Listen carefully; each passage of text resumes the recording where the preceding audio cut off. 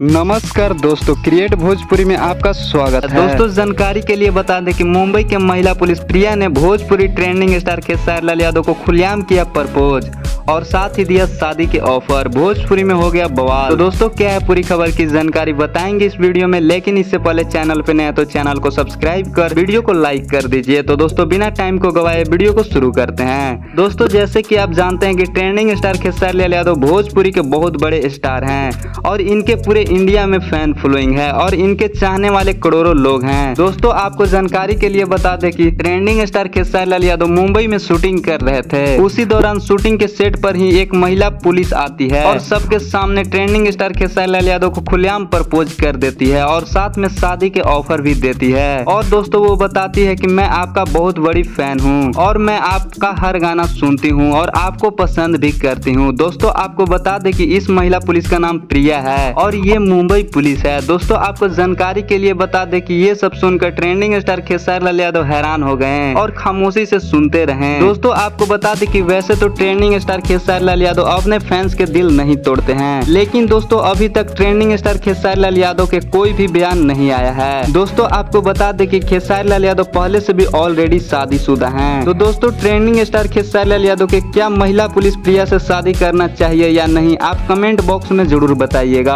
और हमारे चैनल पे नए हैं तो चैनल को सब्सक्राइब कर वीडियो को लाइक कर दीजिए। फिर मिलेंगे अगले वीडियो में।